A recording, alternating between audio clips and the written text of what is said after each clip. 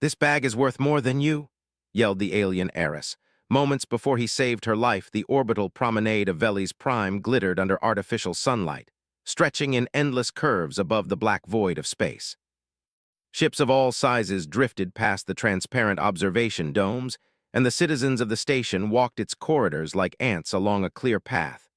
The promenade was a place of wealth and spectacle, reserved mostly for the rich and powerful. And at that moment, no one was more visible than Serix Valquorin, heiress of the Valquorin line, a family whose wealth was said to be older than half the human colonies. Serix's boots clicked sharply on the polished floor, a sound that drew eyes from dozens of passers-by. Her long robe, shimmering with metallic threads, hinted at status without even trying. In one hand, she carried a bag, small but impossibly heavy in appearance.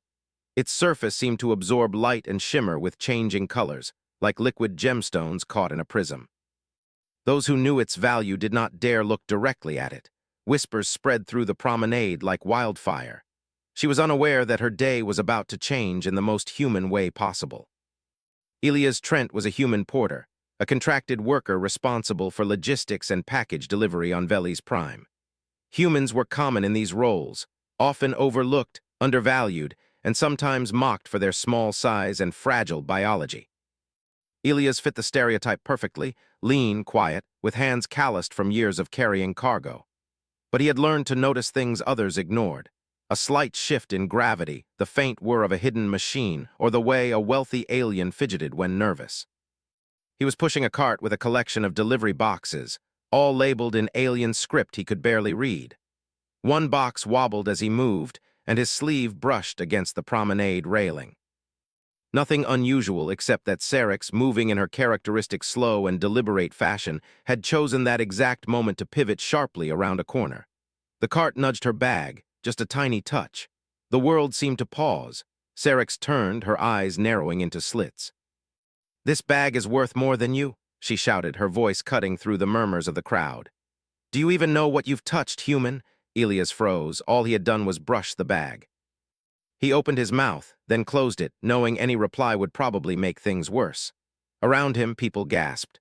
A few laughed nervously. Serix's bodyguards, towering creatures with 4 arms each, looked momentarily confused, unused to public embarrassment.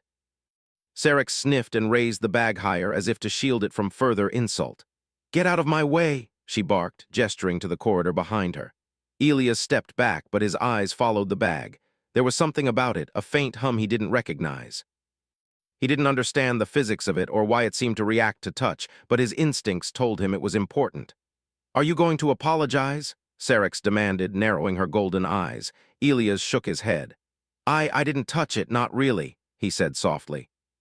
His voice barely carried, but somehow the conviction in it was noticeable. "You insolent," she began, but stopped herself. The promenade was crowded now, and the crowd's eyes were on them. A murmur ran through the onlookers. The heiress was furious, yes, but this human had dared speak back. That was rare. "Look, I can move the cart," Elias said. He carefully nudged it to the side, keeping his hands clear of her bag. "I don't want to cause trouble." Serix's lips curled. "Trouble? You are trouble, human. My ancestors would have this kind of clumsiness." She waved a hand dismissively. "Eradicated." Elias' eyes flicked up to her face. He noticed a flash of anxiety beneath her carefully constructed arrogance. Most of her family's wealth was built on appearances, but real power came from knowledge, and in this case he suspected the bag might contain both. "Are you done?" she snapped, clearly growing impatient. Elias swallowed. Yes," he said, trying to keep his voice steady. "I'm done." For a moment, the tension hung in the air like thick smoke. Serix sniffed again and turned on her heel, letting her robe swirl behind her. Her entourage followed, muttering among themselves about the human's audacity. Elias watched her leave, a strange feeling settling in his chest. Most humans would have ignored her, accepted the insult, and moved on. But something about this situation didn't sit right with him. The bag, the way it shimmered, and the subtle tension in her posture all hinted that this was more than a simple aristocratic tantrum. The crowd began to disperse, and the promenade returned to its usual hum of commerce and leisure. Elias resumed his work, but he couldn't shake the feeling that something was off. He noticed the small, almost imperceptible things. A flicker of the gravity rails, the way a service drone hovered a second too long near a maintenance hatch, the faint odor of ozone that suggested electrical systems were stressed. Alone, any of these might have been normal. Together, they formed a pattern that his human instincts recognized. A setup. Humans were good at patterns. Humans were good at survival. That was why they had survived on Earth and later on the fringe colonies when stronger, faster, or smarter species had failed. And for all the arrogance of the Valquoran line, no alien had that survival instinct in the same subtle way. Elias shook his head, trying to focus. He had deliveries to finish, and he was not about to get involved with alien politics, or so he thought. Syrinx, meanwhile, was still fuming. She had been trained from birth to value artifacts above all else. Her bag was rumored to contain a relic connected to an ancient treaty, something so valuable that entire corporations had tried, and failed, to steal it. Now a human had touched it, and the thought alone made her blood boil. "Did you see him?" she hissed to her aide. "He dared a human, how insulting!" The aide, a lithe creature with scales that shimmered like copper, bowed slightly. "He seems different, Miss Syrinx." "He didn't cower or apologize," Syrinx snorted. "Different, he's reckless, I will have him punished." But even as she said it, her mind raced. Why hadn't he panicked? Why hadn't he tried to steal from her? And why did he seem aware, more aware than most of her species ever were? Elias continued his rounds, but his mind kept returning to Syrinx and the bag. He tried to dismiss it, focusing on the mundane, crates, orders, routes. But the anomalies he had noticed in the promenade, the small glitches, the faint hums, the imperceptible misalignments, were all pointing in one direction. Something was happening on the station, something dangerous, and humans had a way of noticing danger before others did. Hours later, as the artificial sun of Veli's prime dipped toward its evening cycle, Elias returned to his small quarters in the workers' module. The walls were plain, functional, and slightly scratched from decades of use, but they were his own space. He removed his boots and sat, running a hand through his hair. He replayed the incident in his mind. Syrinx Valquoran, the heiress, the aristocrat, the embodiment of everything humans were told to be wary of, had underestimated him. The bag, the promenade, the slight chaos in the systems, all of it pointed toward something bigger. Elias didn't know what it was yet, but he knew this: the humans who survived didn't wait to be noticed. They acted, and when the moment came, they acted decisively. Little did Elias know, the moment was about to come much sooner than he expected. The promenade emptied, and the lights of Veli's prime shifted to the night cycle. Outside the station, stars blinked cold and indifferent. But inside, somewhere among the wealth, the power, and the glittering displays, a human had just become more than an annoyance. And the universe was about to take notice. The next day on Veli's prime, the promenade appeared calm, but Elias felt a strange tension in the air. The station, which usually buzzed with merchants, tourists, and wealthy aliens flaunting their possessions, had an odd quietness. It was subtle, like a storm hidden behind blue skies, but Elias, a human trained to notice details, sensed it immediately. He pushed his cart along the curved corridor, moving crates and packages as usual. His eyes scanned constantly, not out of paranoia, but habit. Humans were like that. Survival depended on observation, noticing small patterns, and acting before problems became disasters. Then he saw it. A service drone, normally routine and unthinking, hovered slightly off its programmed path. It paused, its sensor arm twitching as if testing the air. Elias frowned. It wasn't damaged, it wasn't malfunctioning, but it wasn't supposed to pause there. He made a note in his mind, like a detective noticing a small clue. Another anomaly appeared. A maintenance hatch clicked open on its own. It was minor, easily missed by anyone else, but to Elias it was an early warning. He frowned. Nothing in the station just malfunctioned like that without reason. He glanced around. The promenade was filled with tourists and shoppers, most unaware of anything amiss. Syrinx Valquoran's entourage swept past, carrying the glittering bag as if it were alive. Syrinx herself walked with an air of superiority, still furious from the previous day's incident. But even she didn't notice the signs of danger.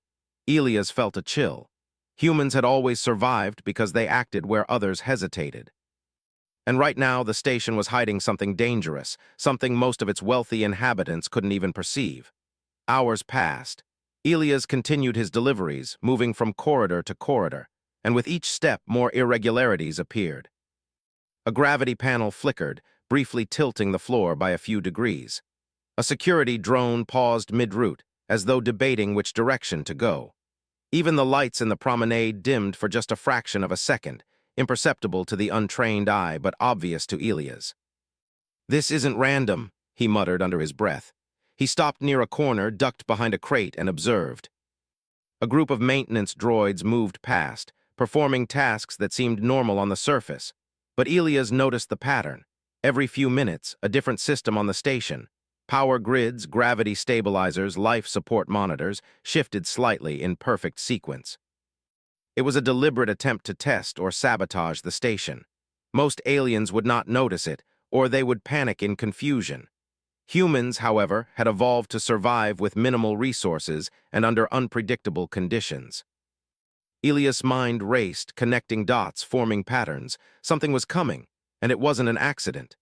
Meanwhile, Serix Valquorin continued her day, blissfully unaware. She visited boutiques, waved at fans, and allowed her entourage to carry her bag with utmost care. Wealth and status gave her confidence, but they also blinded her to danger. Her aide noticed Elias watching from a distance.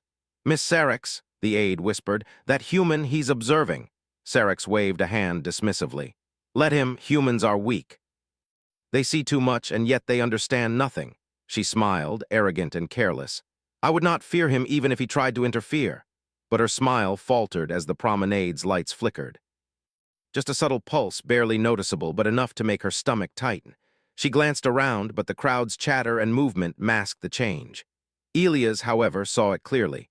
By mid-afternoon, the anomalies became more obvious. A security drone misdirected several travelers, creating small collisions.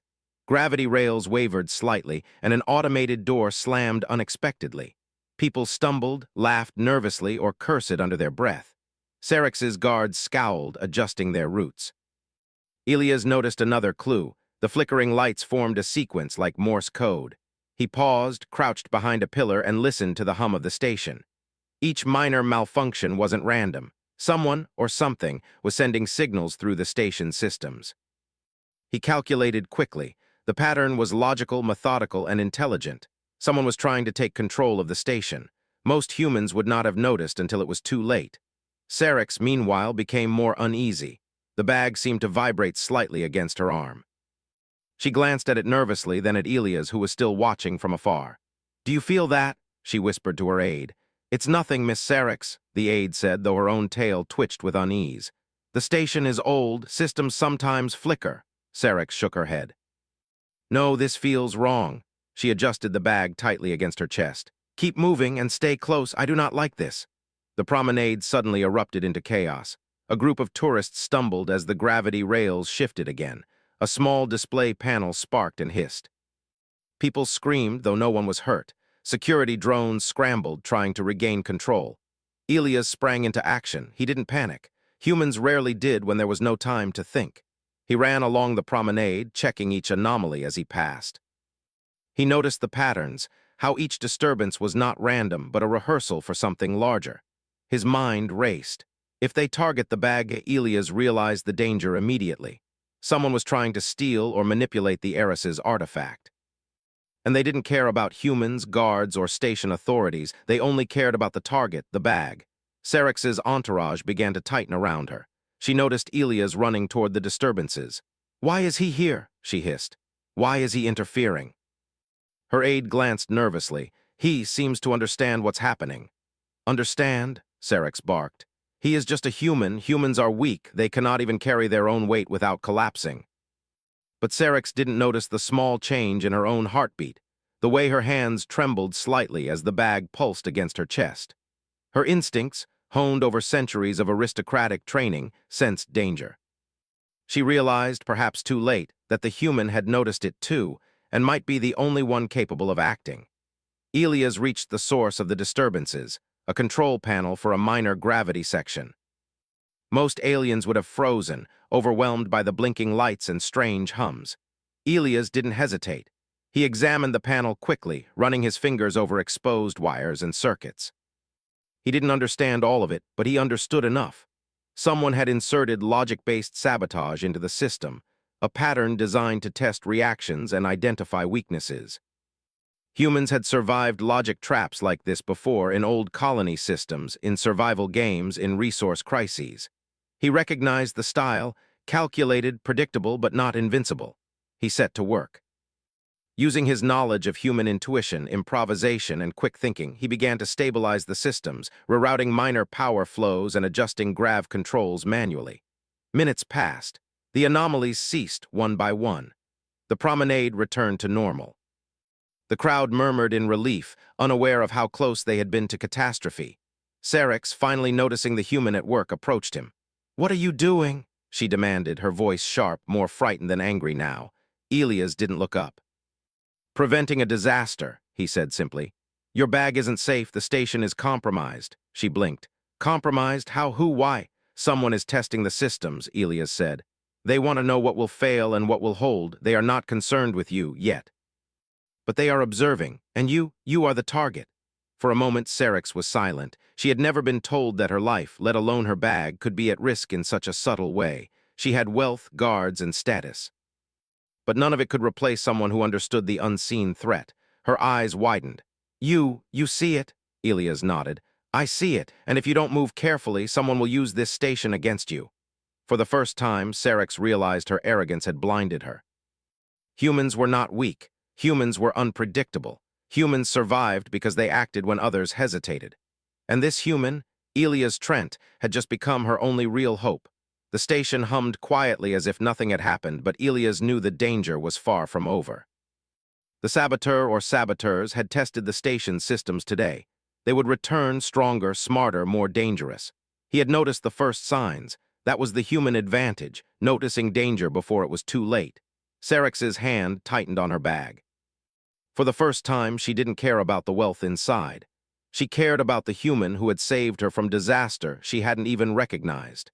And in that moment, the arrogance of centuries began to crack. Because in a universe full of wealth, status, and power, one simple human had already made all the difference. The night cycle of Veli's prime was quiet, almost eerily so. Artificial lights along the orbital promenade glowed softly, casting long reflections on the polished floors. The crowds had thinned. The rich had retired to their luxury suites, and the tourists to observation decks. Only a few workers, like Elias Trent, remained, completing late deliveries. Elias had been monitoring the anomalies since morning. The sabotage he had noticed earlier was far from random. It was escalating. Gravity panels continued to flicker in precise intervals. Security drones moved with strange hesitation, and life support systems had brief, almost imperceptible failures. Whoever was behind it was intelligent and patient. They were testing the station, looking for weaknesses, and they were moving closer to their real target. Syrinx Valquorin, heiress of the Valquorin line, was walking the promenade with her entourage. The bag she carried shimmered faintly under the lights. It was more than an accessory. It was a relic, a piece of history, and perhaps a key to something far larger. But she did not know that.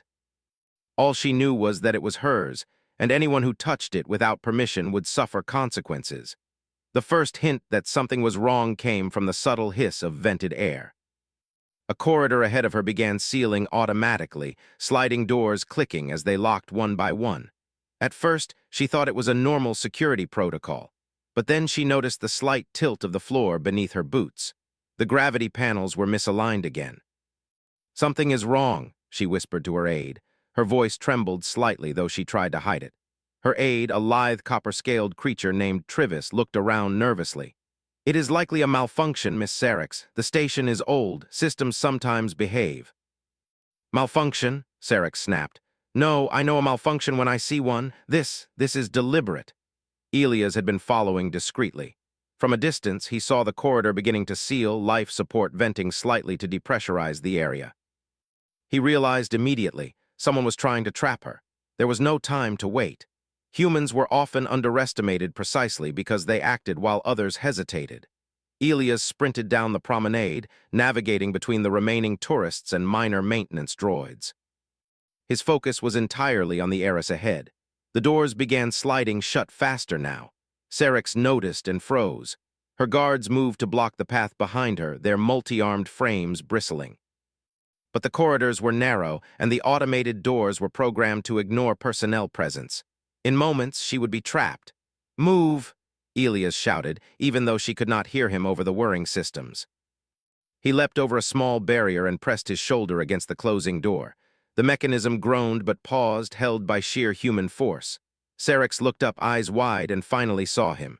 "Human!" she exclaimed. "What, why? Not why!" Elias shouted. "Now move." Sarex hesitated. Aristocrats like her were trained to obey protocol, not raw instinct. Her entourage began arguing over proper procedures. Guards debated risk and liability. The bag, precious and irreplaceable, was clutched against her chest, more precious than the life of the human holding the door. But Elias had no time for hesitation. Humans survived by acting decisively. He held the door with all his strength and shouted, "Out, now!" With a mixture of fear and incredulity, Sarex followed his lead.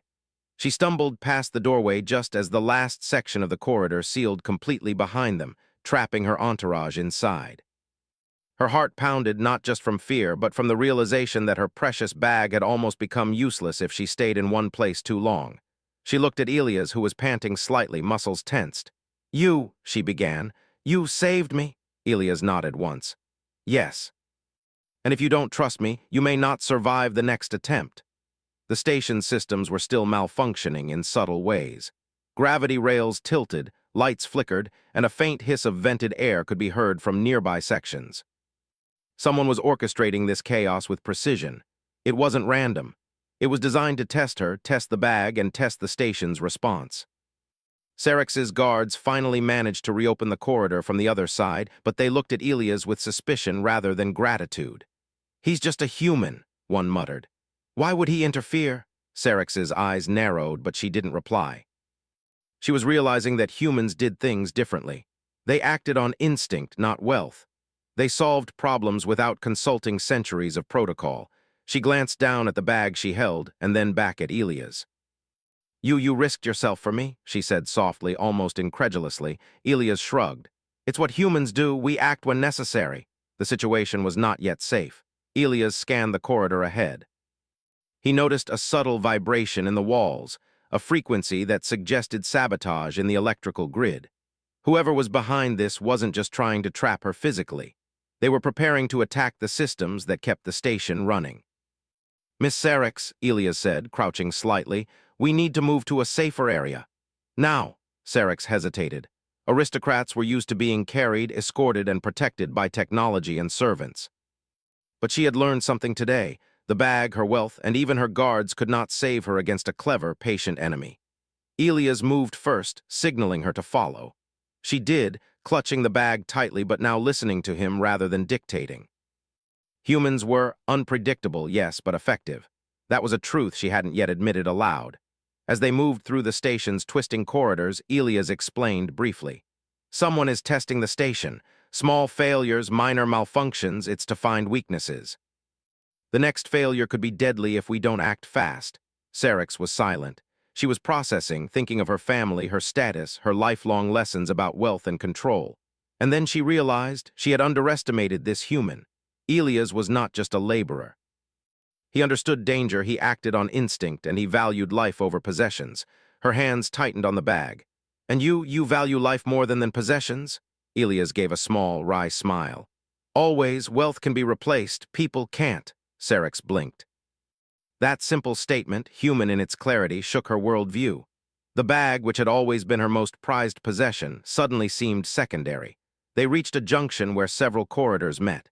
Elias paused and listened. He could hear the faint whir of drones moving in patterns, the hiss of vented air, and the low hum of unstable circuits. "They're moving faster," he whispered. "We don't have much time. The next section could seal automatically, or worse." Sarex followed closely, no longer arguing, no longer attempting to assert authority. For the first time, she realized her survival depended entirely on this human's instincts. She allowed him to lead, trusting his knowledge over her own centuries of training. The corridor ahead began to tilt slightly, gravity fluctuating. A misstep could send them sliding into a closed door or worse. Elias adjusted his footing and guided Sarex carefully. Every movement was precise. Humans were not fast or strong compared to her guards, but they were agile, adaptable, and willing to take risks when necessary. They passed the hazard unscathed. Sarex's eyes were wide with astonishment. "You," she said softly, almost a whisper. You saved me again. Elias didn't respond immediately. He was scanning the next corridor. His mind worked like a machine, calculating angles, pressures, and timing. This isn't over, he said finally. We need to get to the control hub. That's the safest place, at least until we figure out what's happening. The control hub was several corridors away. As they moved, minor alarms began to beep, a warning of failing systems in other sections. Sarex's guards tried to catch up but were slowed by the automated doors and fluctuating gravity. They yelled, argued, and protested protocol, but Elias ignored them. Humans survived by focusing on the problem, not politics. Finally, they reached the hub. It was a room full of consoles, lights, and monitors, the nerve center for Veli's prime station systems. Elias immediately began assessing the systems, checking for patterns, and stabilizing critical circuits. Sarex watched in awe as he worked. He didn't just push buttons, he understood the patterns, anticipated failures, and corrected anomalies before they became dangerous. You are remarkable, she admitted softly. I thought humans were weak.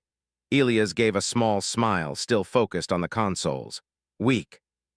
No, we survive, that's different. Minutes passed. The station stabilized for now. Elias had temporarily thwarted the sabotage, but he knew the attackers would not give up. Whoever orchestrated this was intelligent, patient, and ruthless. Sarex finally set the bag down on a console. She no longer clutched it obsessively. For the first time, she realized that no wealth, no artifact, and no status could replace the human who had saved her life. You, she said softly, you are worth more than any treasure I own. Elias looked up and nodded. Then let's make sure you live to protect that treasure. The statement was simple, but it carried weight. Humans acted on principle, on instinct, on courage. They did not wait for permission. And in that moment, Sarex understood that she had been wrong. Humans were not to be underestimated.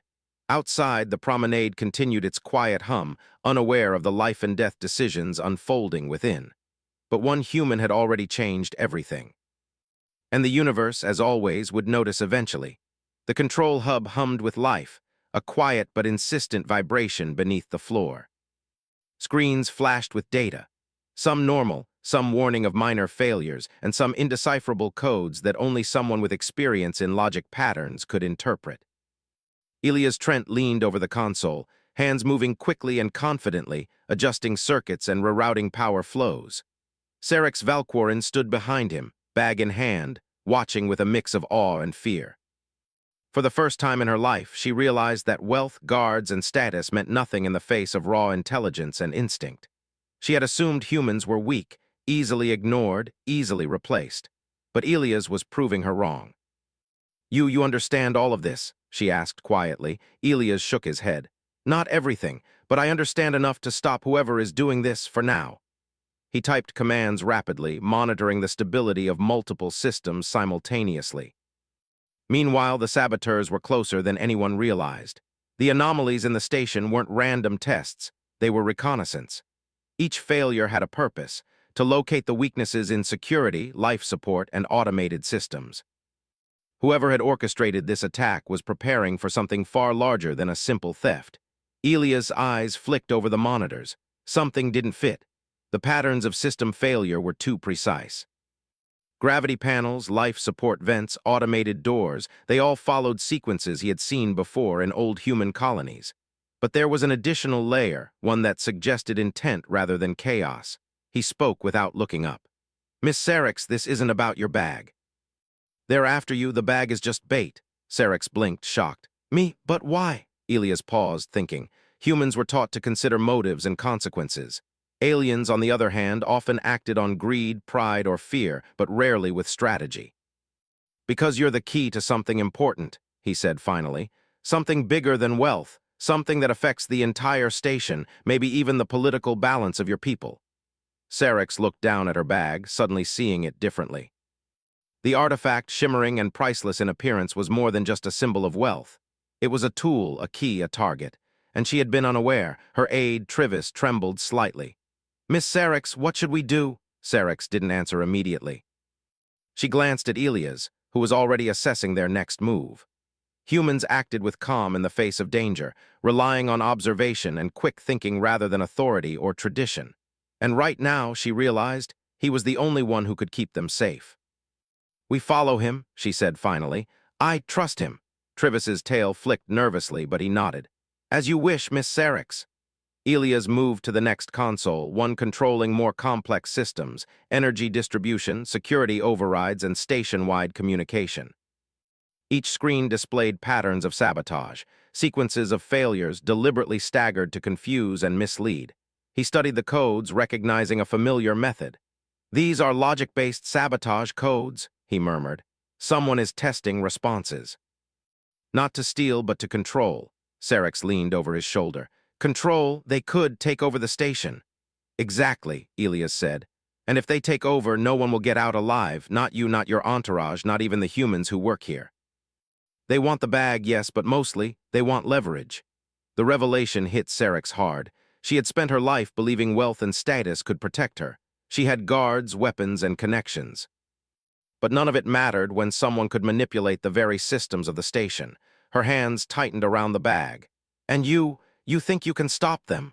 Elias didn't answer immediately. Humans rarely made promises they couldn't keep. Instead, he focused on the task at hand, stabilizing the station, predicting the saboteurs' next moves, and keeping Sarix safe. Minutes passed. The station hummed, lights flickering occasionally as Elias worked. Then he noticed something critical, a backdoor code hidden deep in the system. It wasn't just a flaw, they had deliberately inserted a method to override key station functions remotely. "This is it," he muttered.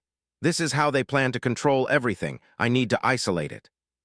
He moved quickly, rerouting circuits, cutting access points, and creating temporary firewalls. The station's systems responded, stabilizing in small increments. But Elias knew this was only a temporary solution.